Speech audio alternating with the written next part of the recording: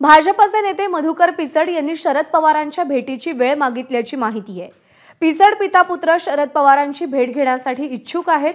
पिचड कुटुंबीय राष्ट्रवादी काँग्रेस शरदचंद्र पवार पक्षामध्ये येण्यासाठी परत येण्यासाठी इच्छुक असल्याची माहिती सूत्रांनी दिली आहे। याआधी पिचड कुटुंबियांनी 3 वेळा शरद पवारांची भेट घेतल्याची माहिती एबीपी माझाला मिळाली आहे। त्यामुळे आज शरद पवार अकोला दौऱ्यावर असताना मधुकर पिचड आणि वैभव पिचड यांनी शरद पवारांच्या भेटीची वेळ मागितली आहे।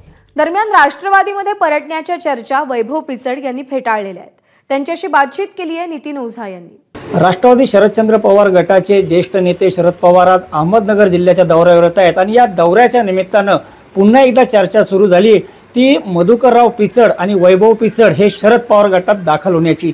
गेल्या 3 दिवसांपासून मधुकरराव पिचड यांनी शरद पवारांची भेट घातली असल्याच्या अनेक बातम्या सुद्धा समोर आल्या। मात्र नेमकं या मागचं काय खरं कारण आहे हे सगळं बोलण्यासाठी स्वतः माजी आमदार वैभव पिचड आपल्याबरोबर आहेत। गेल्या 3 दिवसांपासून पिचड पिता पुत्र पुन्हा एकदा पवारांच्या संपर्कात आहेत आणि पवार गटात जाण्यासाठी इच्छुक आहेत अशा बातम्या आहेत। काय नेमकी सत्यता आहे? गेले अनेक दिवस ज्या दिवसापासून आमचा भारतीय जनता पक्षामध्ये प्रवेश झाला त्या प्रवेशानंतर वेगवेगळ्या स्वरूपात या ठिकाणी दर महिन्याने 1.5 महिन्याने कुठेतरी या चर्चा या ठिकाणी होत असतात का पिचड साहेब आणि वैभव पिचड हे या ठिकाणी परत एकदा दुसऱ्या पक्षात जाणार आहेत। दर महिन्याला मला या ठिकाणी या गोष्टींचं खंडन करावंसं वाटतं, करायला लागतं।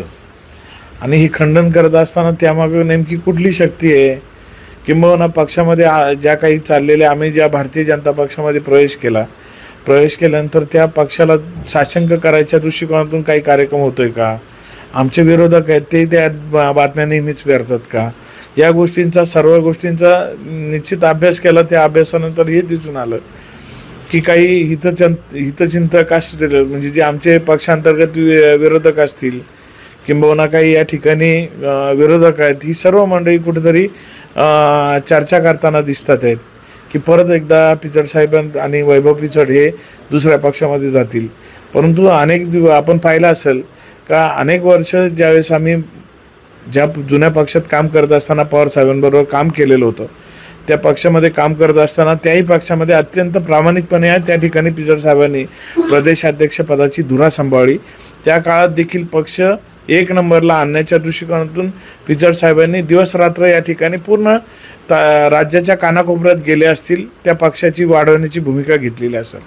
त्यानंतर तो पक्ष आम्ही सोडून आल्यानंतर ज्यावेळेस आम्ही भारतीय जनता पक्षामध्ये आलो, भारतीय जनता पक्षामध्ये आल्यानंतर पूर्णपणे या ठिकाणी आज तालुक्याच्या कानाकोपऱ्यापर्यंत भारतीय जनता पक्षाचं कमळ पोहोचवण्याचं काम आम्ही या ठिकाणी केलेलं आहे। आणि हे काम करत असताना आम्ही भारतीय जनता पक्षामध्ये रमलेलो आहे हे या निमित्ताने जरूर सांगितलं गेलं पाहिजे। आणि मग चर्चा नेमक्या येतात कुठून का कुठेतरी पवार साहेबांची आज सभा चालू आहे, आज दौरे चालू आहेत, पूर्ण त्या राज्यभर दौरे चालू आहेत आणि हे दौरे चालू असताना कुठेतरी आजच्या कार्यक्रमाच्या दृष्टिकोनातून गर्दी झाली पाहिजे। आणि या दृष्टिकोनातून या आमचे जे कोणी स्थानिक तालुक्यातील जे काही पुढारी मंडळी यांनीही कुठेतरी अफवा पसरवली का साहेब येणार आहेत, पिचड साहेब या ठिकाणी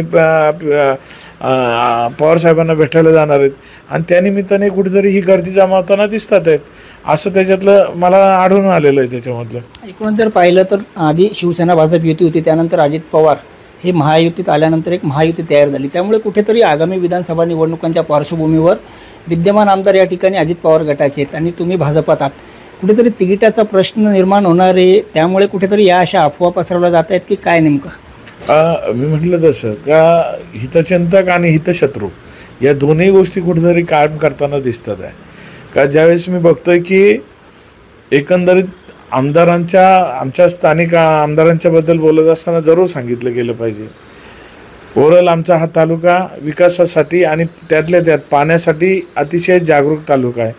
आणि मग या जागरूक तालुक्यामध्ये पाण्याच्या संदर्भातले नव्याने गेले 5 वर्षामध्ये एकही धोरण किंवा एकही साधा केटीवर दुर्दैवाने आमचे आमदार या ठिकाणी बांधू शकले नाहीत। लोकांची असलेली नाराजगी, लोकांचा असलेला लोकांना त्यांनी दिलेली वागणूक, गोरगरिबाला पोटात मारलेल्या लाथा किंबहुना गाडी क्रॉस करून गेले म्हणून झालेले भांडणं हे तालुक्याला अतिशय परिचित झालेले आहेत। आणि या सर्व परिस्थितीमुळं आमदार देखील काही बाबतीमध्ये मी म्हटलं तसं का काही ही जी मंडळी आहेत ही देखील काहीतरी या पद्धतीच्या चर्चांना उदाहरण देताना दिसतात आहे.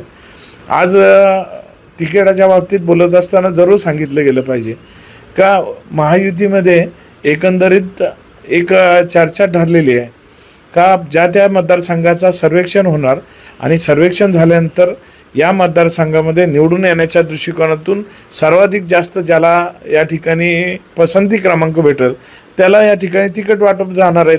शेवटी ओव्हरऑल पक्ष आमदारांना सांभाळण्याकरता तिकीट नाही देणार, परंतु जो आमदार निवडून येणार आहे त्या दृष्टिकोनातून त्या आमदाराला किंवा त्या व्यक्तीला तिकीट देण्याचं काम या ठिकाणी होईल असं मला या ठिकाणी वाटतंय.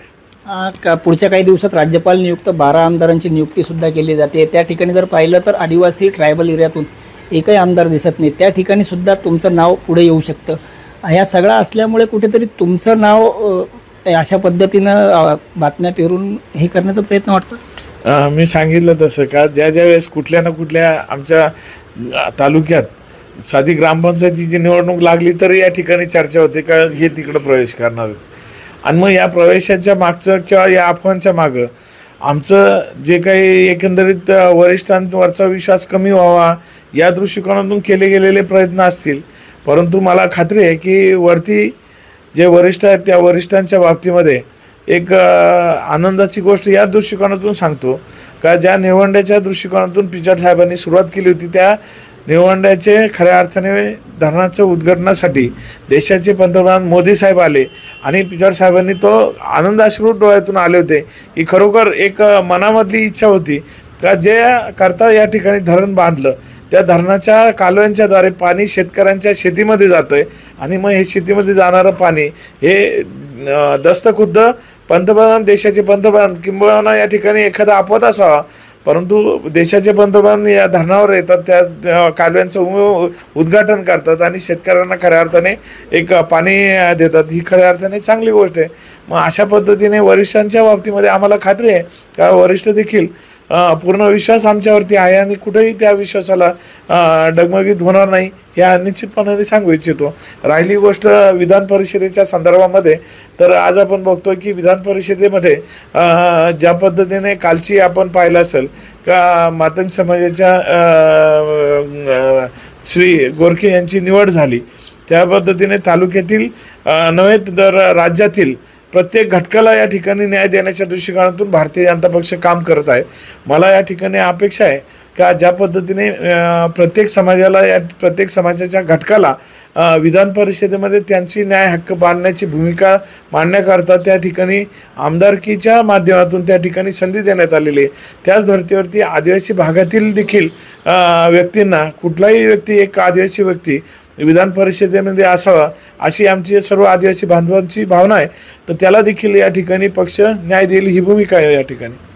निश्चितच जर पाहिलं तर ज्या काही बातम्या सध्या समोर येत आहेत की पिचड पितापुत्र हे पवार साहेबांच्या संपर्कात आहेत आणि ते पवार गटात जाणार आहेत, ह्या सगळ्या अफवा आहेत आणि या केवळ निराधार बातम्या असल्याचं माजी आमदार वैभव पिचड यांनी स्पष्ट करतानाच मी भाजपात आलोय आणि भाजपात रमलोय हे देखील सांगितलंय. नितीन ओझा, एबीपी माझा, राजूर, अहमदनगर. एबीपी माझा, उघडा डोळे बघा नीट.